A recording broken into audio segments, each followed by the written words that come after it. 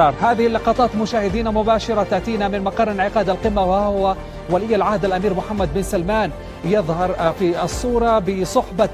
الزعماء والرؤساء الأفارقة الذين يجتمعون اليوم في الرياض لعقد القمة السعودية الأفريقية. يستعد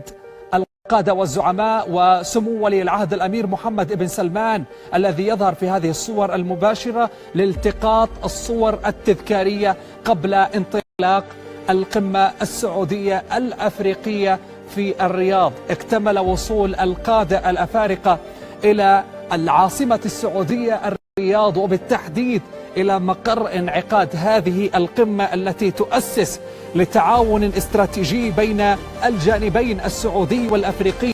في مختلف المجالات الاقتصادية والاستثمارية والسياسية والأمنية والثقافية، بما يعزز